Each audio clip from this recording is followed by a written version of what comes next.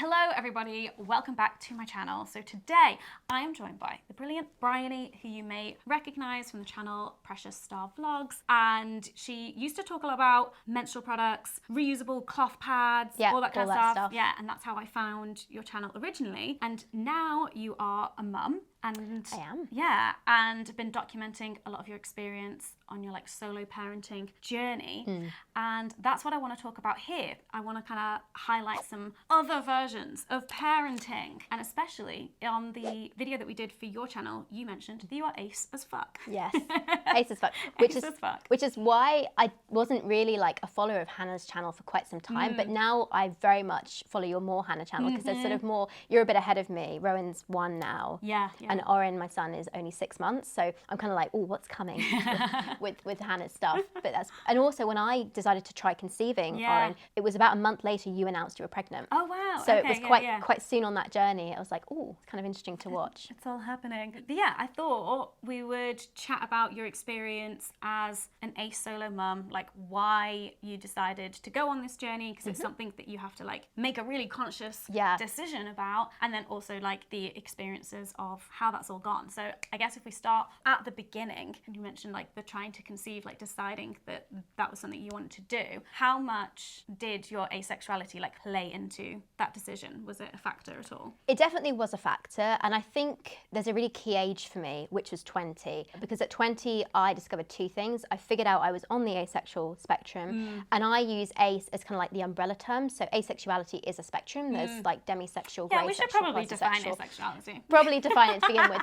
But generally speaking, ace means someone who experiences no or little sexual attraction, and I fall into the little category, somewhere between the grey, demisexual, who the fuck knows, sexual space. Love that. So I just use ace as the umbrella term for that. But I figured out I was on that spectrum around age 20, and at the same time I was also diagnosed with a condition called adenomyosis. And adenomyosis is a condition that affects my uterus. It basically means that the lining of my uterus that fills with blood every month and then sheds with my period has grown into the muscular walls. It caused my periods to be excruciatingly painful. And when I was finally diagnosed with it by a gynecologist, I asked him, it was a him, quite like this gynecologist actually, I asked him, is this likely to have an impact on my fertility? Yeah. And he was quite good, because he said to me, it probably won't impact you now, but this is a progressive disease. It's not one that can be cured, like pretty much everything that affects women, because there's no investment in women's health. Yay! Fun times. So I kind of knew that I was going to have to make a decision at some point about when I wanted kids. And in particular, he said, you'll probably be fine until you're 30, but also the other thing is a lot of people end up having a hysterectomy with this condition. Oh, so wow. Yeah, obviously if you don't have a uterus, you can't have babies anymore. So that was something that kind of played on my mind. And I think around that time I started exploring the idea of potentially using a sperm donor more, because I had these 2 key parts of my identity now. Had this condition that was going to get worse. I'd always known I'd wanted kids. So that was never a question of, do I want children? It was always, and you've been a foster parent as well. Yes. Yeah. So quite soon after this, I actually decided to become a foster carer. But leading up to that, I was sort of looking at sperm donation and whether or not I thought it'd be viable for me, or was it something I wanted to do. And just every now and then would come back to this site called the HFEA, which is the Human Fertilisation and Embryology Association, I think, name. which is actually a really great site that we have in the UK, which gives lots of really factual information about all the different types of parenthood. So I was just kind of looking at that. I also knew I wanted to be a foster carer, and I wasn't ready to have my own child at 20 or 21. But I thought actually foster caring and parenting is something I really want to look into. So I applied when I was 21, and then I was approved just after my 22nd birthday. So I ended up doing that for a couple of years, and I enjoyed it, but there were definitely some parts of it where I was I didn't quite feel were being particularly well run with the area that I was fostering for. And also there was just a lot of stuff happening that I thought, actually, this isn't something I want to do in the long term. And I know I still want kids, so maybe I should start looking a bit more into whether or not I want to have a biological child with a sperm donor, and when that might be. And I think the final moment for me was when I was 24. It was about a month or 2 after my 24th birthday. And I actually had a foster child at the time, a little newborn. And I remember where I was when I made this decision. I was sitting in bed and they were in their bassinet next to me, and I was researching it, sperm donation more at the time. And something just clicked in my head and went, I want to do this. Let's go for it. And that's when the decision was made. Yeah. Was there any part of you, because you mentioned that you're somewhere in the grey of asexuality. Do you ever date, and or has it been something that you ever thought about well, I could do it this way? Or were you always just like, I'm not even going to bother. There's no point in like even trying. We're just going to like go solo. Yeah, like what was the decision of like doing it by yourself? Yeah. So yeah, I do date, and like I said, I'm in that grey kind of demi space. But when you're in that space, dating is quite hard. Yeah. Because the kind of traditional, like if you think of the very typical, meet someone first date, kiss on the second, have sex on the third, it's not happening with an ace person, like full stop, pretty much. So I had dated a bit on and off, but I hadn't found somebody who I really connected with. And I think by the time I got to 24, I was like, actually, even if I did meet someone now, I'd want to know them for long enough to have a relationship where I felt like we work as a couple well. And you would co-parent together. And we'd co-parent together well. Like I like this person's parenting style. We agree on enough things. And you're on a timeline with and your thing that I can't pronounce. The clock is ticking. Adenomyosis. Adenomyosis. I use adeno for short, so maybe we'll say that. Adeno. Yeah. Love that. So like because you're on this ticking clock, and it's even faster than like the typical biological clock. Yeah, it's kind of like, okay, I really need to think about it now. And in some ways that's helpful. I think when you have like a health condition that forces you to go, okay, I know I want this, and if I do want this, I've got to do something about it. I mean, that was my decision to have kids. You had a as similar well. situation. It was like, okay, you're going to have your rectum removed at some point. Like this surgery is in your future. The timing of that may or may not be in your control, depending on the regular tests that I have and what comes up. But after I have that surgery, they're like, fertility absolutely plummets. Yeah. So I was like, okay, right, got a Baby ticking time bomb in my butt, so let's have a baby. Yeah, and it's crazy, but somehow those things help, because I think when you've got this more sort of Morpheus time zone of at some point, like my fertility is going to go, but you don't really know when that is. Yeah, when it's so individual as well. It's so individual. Generally speaking, like you get to your mid-30s and you're okay with your fertility, and after that it kind of starts to increase, and you get to 40 and it probably gets a bit difficult. But you'll get people who can conceive no problem at 43, and some who struggle at 33. So it's so individual, and like it very much depends on like your circumstances and your fertility, which you can only know if you've A, really started trying, and also B, if you've maybe had a fertility MOT done. But even that can only give you an idea. Yeah. But generally speaking, most people have a good amount of time. But it's quite, as we said, Morpheus. It's not really a set time where you're like, right, by this date, I need to have had a baby. Yeah. Whereas we had a bit more of a timeline. Not a set date, but a timeline of, okay, if you want this, gotta get cracking. Yeah. So that definitely helped with the decision making, and definitely made things easier when I was like, okay, let's go for it. So I'm curious, as a pregnant ace person who was like doing this by yourself, were there any like odd comments and stuff that you got from like medical staff when you went to appointments, or was it all very like, were there any assumptions that were made, or was it all very nice? I think I was quite lucky actually. Yeah. I think it was pretty good. Even from the beginning with like my fertility treatment, I went into the appointment being like, look, I'm asexual. Like this is why I need your help. Yeah. And the doctor was very much like, okay, because I was young. Did you have to go private for that, or could you get it on the NHS? Because I know there are like are weird rules around like same-sex couples who can't do IUI, like unless they pay privately for it. So it's like, what counts as like trying to then be able to qualify for it on the NHS? I never quite got that far. So I started the process going to my GP and saying, I'm ace, I'd like to have a baby. Could you refer me for fertility treatment? Particularly because my local hospital, even if you went private, you had to have a GP referral. Right, okay. So I thought, might as well start off. Yeah. And they were like, we'll do some blood tests first. You need to do them on this day of your cycle. And at that point, I was still on the pill. And I was kind of like, because my period's been so bad, I wanted to wait until the last possible moment to come off my pill. And I thought, I don't want to come off it, do this test, and then wait 6 months to even get a referral. Yeah. If I even can be treated, because I didn't know at this point. I could have got to the appointments and then be like, you know, we can't treat you unless it's IVF, and you need to have had 6 IUIs done and all that jazz. I think it might be changing now, but that sort of NHS change of heart, I guess, that they had has only happened more recently. Yeah, it's like very recently, like in the last year. Pretty sure I was pregnant when it was first announced. So it was after like I was through that period. But yeah, I remember I'd started it in November. That rhymed.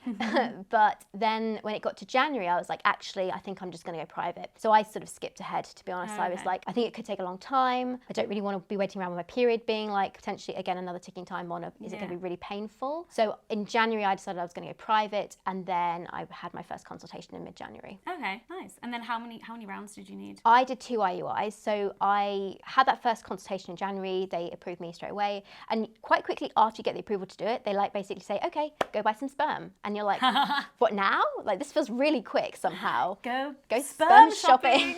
that was an experience. Yeah. So I did that, and then you have to order the sperm and send it to the clinic. And before I had my IUI done, I had to have a scan called a hycosi done, which basically is where they flood your uterus with dye and saline solution. Horrifically To check painful. that there's no blockages. Yeah. So my fallopian tubes fortunately were open. There was no like growth or anything in my uterus, so everything looked great. So that was really painful. It was really painful. I should have been sedated for that. This is one of those things where I'm like, we put women through procedures that are more painful than necessary. Is that because of your adeno or because... It's just how they do it. That's the procedure? Yeah. Wow, okay. So if you have an egg collection, they will sedate you for that. Yeah. So you're not aware, because it's literally like a needle going through your vagina into your ovaries. It's, Yeah. It's not fun to look at. Yeah, IVF like doesn't sound fun. Like all of the different parts of it, like the getting your eggs and then the injections, everything. Like that is a lot to go through. So IUI is like the step for that, and it's much less invasive, which is why I wanted to go for it. And also because in theory, even though I had adeno at 24, my fertility was still deemed to be pretty good. Yeah. And I'd had scans done before that, like an internal ultrasound to check like my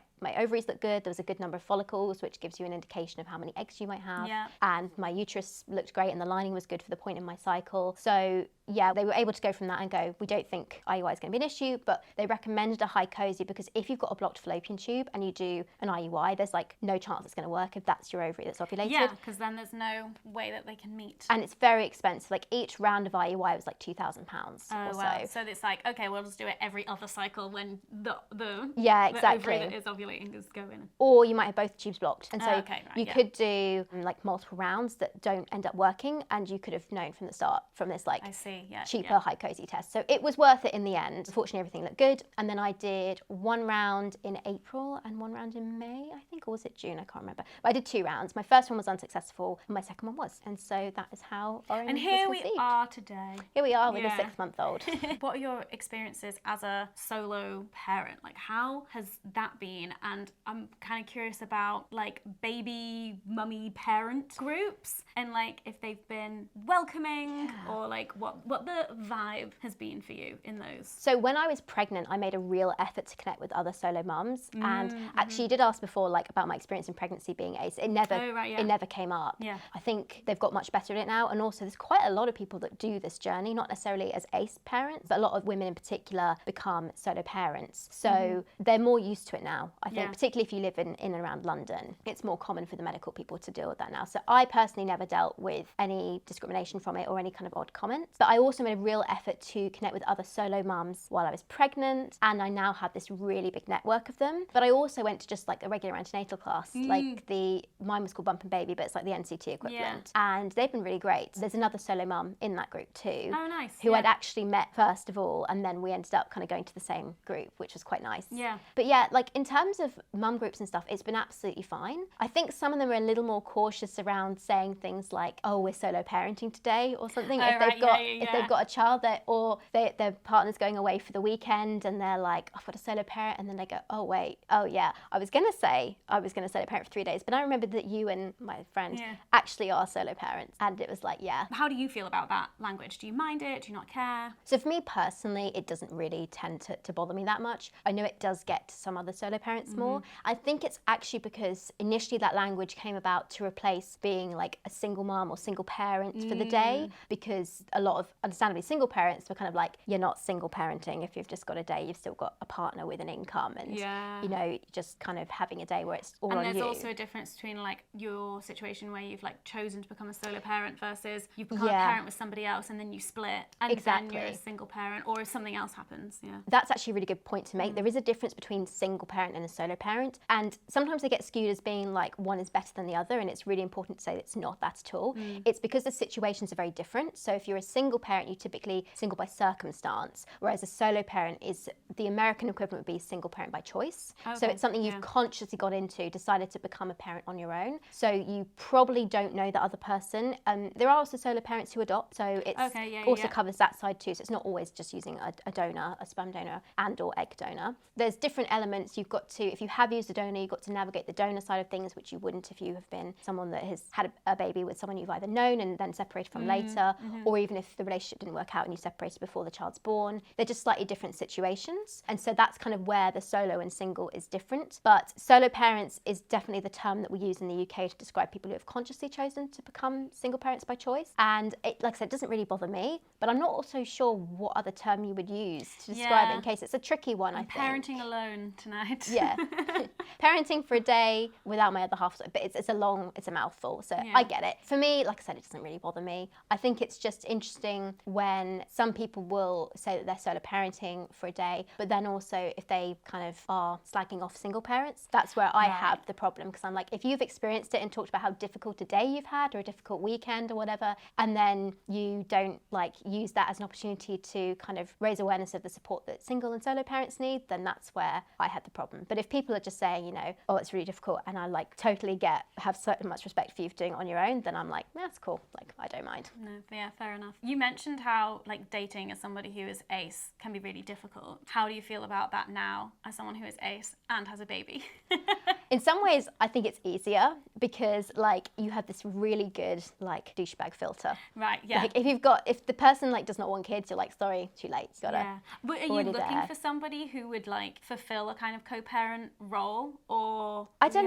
Yeah, I mean, if I had a partner, I would want someone who was, you know, a co-parent with me, with Oren. But I would be so picky about that, and it would take a while to build up to that relationship. And I also don't feel like I'd really trust anyone right now. And also, like, to what extent does Oren get to choose who gets to parent him? And at the moment, he's too small to have any say in the matter. And also, right now, like, if you've been a parent at all, like, there's just no time. Like, where do you find the time to date and do all that? And I, again, being on the A spectrum, it doesn't really interest me that much anyway. It's not as much of a motivation there. Yeah, so it's the kind of thing where I'm like, if I met someone and we connected and like I felt that they would be someone that was good to have in my life, and Oren's obviously he's the most important thing now, then yeah, maybe like I'd see where it goes. But I don't think I would be kind of like going on apps or anything that way. It would have to be a more sort of natural connection, meet through other ways rather than the kind of online dating stuff. Yeah, another parent that I follow on YouTube, I remember seeing her say that when it comes to dating, that it would be actually really easy, much easier to be polyamorous, because then if you do have a co-parent, it's so much harder to date each other, because then you have to find somebody to look after the kid, when actually the person you trust most in the world is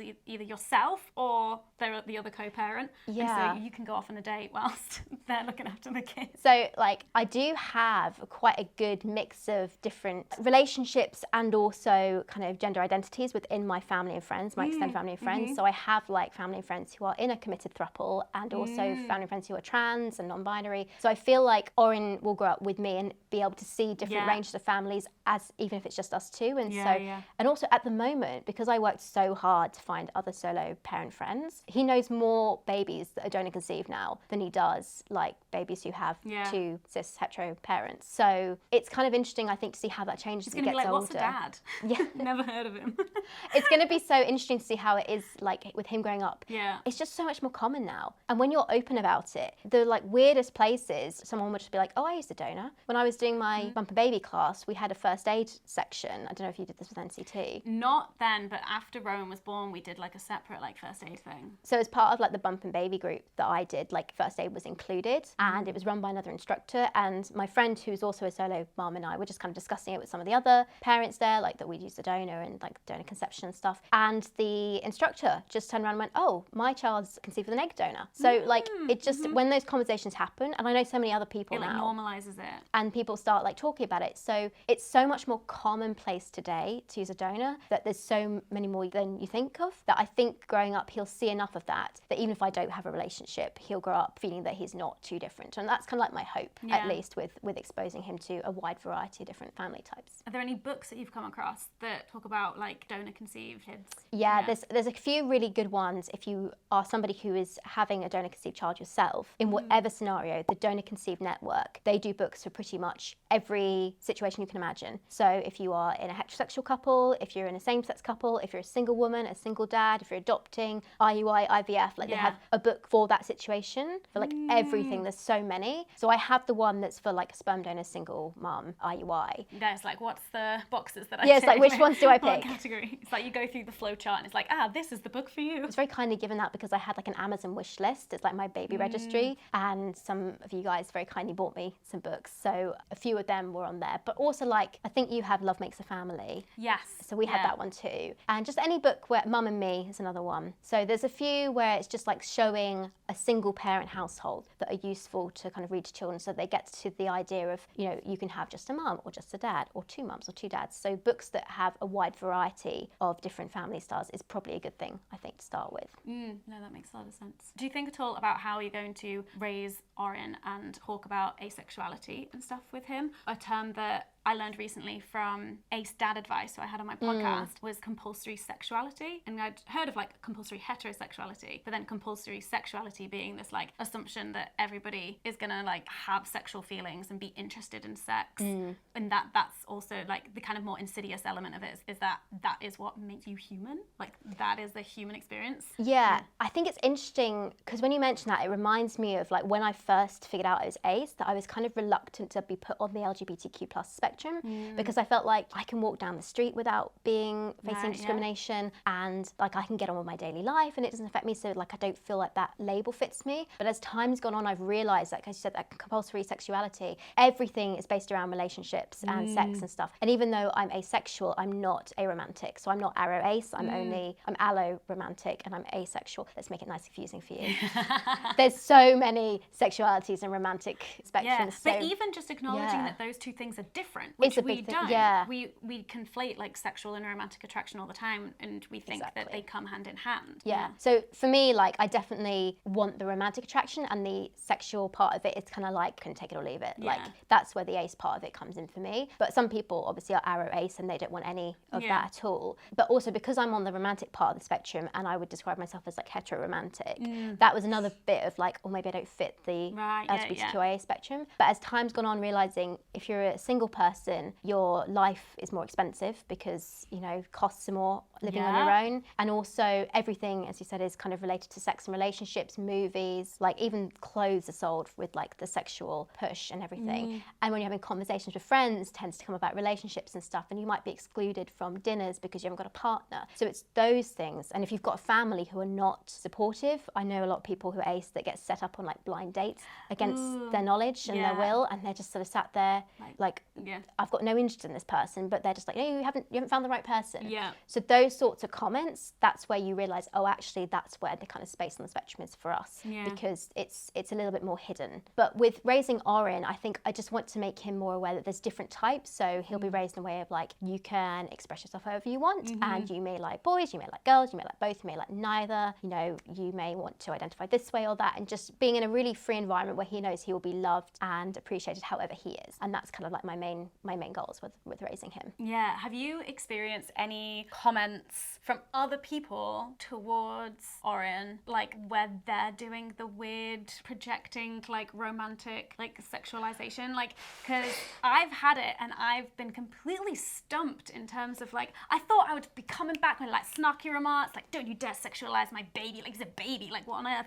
But it makes me feel so physically uncomfortable, and so far all I've been able to do is like I'm in exactly the same boat. I feel really bad saying this because they're probably going to watch this, but it's the parents who will have like a girl and they'll be together in Oren, and the girl will hold hands, boyfriend, girlfriend. And I'm like, he might want a boyfriend. Maybe they're boyfriends. But I've started to kind of like include that language with, oh, maybe you like so-and-so as well, or maybe you want both or something. And I mean, the thing is, it's very like, no one's doing it to be offensive like that, but it's just an inherited thing. I think you kind of, if you are around people who think that's kind of like the norm and acceptable, I'm like you, I'm kind of trying to break it in little ways and be like, you know, just trying to shake the norm so he doesn't grow up thinking he needs to be this way. And it's tricky, isn't it? It is, like, but without hurting people's feelings and making them like close up. But I don't know, if they're a stranger, you're never going to see them again, and they're making weird comments about your child. Oh, that, yes, that I'm like, because I had someone like compliment Rowan's eyelashes. He has great eyelashes. His eyelashes get complimented a lot. They are amazing. But then somebody like followed it up with a like, oh, he'll be breaking all the girls' hearts, so like all the girls will be after him, and I'm just like, bleh. No, he's a baby. Yeah, no, I can't. I find it really difficult too. And you're right, like the sexualization starts so young. So young. And being ace, you're particularly aware of it. I think also because of what we do for work as well. Like it's something you're really conscious of. But yeah, I think it's something that if you are watching this and it's something you've done, it's not like an attack on you, like how dare you do this. It's be aware maybe the next time you're saying it of actually, you know, what is that saying to our children? Yeah. You know, growing up, oh, you know, you can have a boyfriend or girlfriend, but like only the opposite gender, and then they internalize that, and then breaking that is a bit harder. And I think one of my main goals with raising Oren as well is I don't want him to ever feel he needs to come out to me. We'll be having conversations all the time of, are you interested in anyone? He, she, they, you know, having those conversations, making it really obvious to him that everything is accepted in our household. Because I think to a certain extent my parents did it with me. And so I always felt very comfortable admitting I was ace and just having those conversations because they'd been very clear they were always going to love me unconditionally, which I'm very privileged to have. And I just want to kind of create that same environment for Oren. But as you say, it can be in your own home, it's easy, but in the wild, that's where it struggles. In the wild jungle out there. It's so true. What to you is the best part of solo parenting? What is the worst part of solo parenting? Those are good questions. I think for me, the best part is being able to get all the say. If you're in a really good relationship where you co-parent, which I can see obviously you and Dan have, it can be like you're on the same page, it's good. But I've seen friends who've had partners that they just don't click with parenting-wise, and that's very difficult because if you're trying to instill a particular parenting style and your partner or your ex-partner is doing something very different, that's very challenging. So with me raising Oren, I don't have that because it's just me, and so we can have a very clear boundary setting parenting style around like how I want to raise them, as we've discussed with like being neutral in our language and stuff. So it has like benefits of that. The downside is you then have to make all the decisions. So it's both a pro and a con because you obviously want to make the right one, but then you can be stuck thinking, have I made the right choice here? But I think where I'm super lucky is that even though I'm a solo parent, I have a great village. So my parents live near me and they're currently doing childcare for me today while I'm filming with you. And they are just fantastic with Oren and with me. And so if I'm having an idea of something I want to do, I can bounce it off them. So I still have that kind of sounding board to go, I'm thinking of this, what's your opinion? But ultimately they also respect your decision as the parent. My mum is a coach, and so she's like so good at this. She's like, and what are your thoughts on this? How does that make you feel? I'm like, Mum, stop coaching me. Just give me your opinion. She's like, coach. I will support whatever decision you make. She's very much like that. Love that. Which is great, to be fair, because I haven't got people kind of being really assertive with me. No, you should be parenting like this. It'll be like, have you thought about this? It's very well done, I have to say. Which makes my parenting journey easier because I was parented that way. So it's more instinctive. And I have so much respect for people who are breaking a cycle of poor parenting or trauma because that must be so difficult. So props to you if you're in that situation. And I know solo parents who are doing it, and I just think it's incredible because they haven't got the same network. So that is like the pro and the con of it, is like making all the decisions. I don't find it that difficult because having fostered already, like that gave me some background in, I kind of like this style, and I like this style, and kind of like a mishmash of things that really matter and the things that really don't, that you need to get hung up on, things you can kind of be like, whatever, we can wing it. So that has made things easier too. But I think for me, the best part is that he's mine, and so I get to like make those decisions whilst also working out what's right for him and not having to worry about if someone else is going to undermine me with that. And we've had to have a lot of chats about that as well, of like, because you can fall into like the tropey jokes of like, you know, one parent lets the kid do one thing and then it becomes like an us versus them, but actually what it becomes is like one kid and one parent against the other parent. But actually it should always be that the parents are like the team. And we've had to have a lot of like doing that really consciously of like, no, like you get the same answer from one of us as you would the other.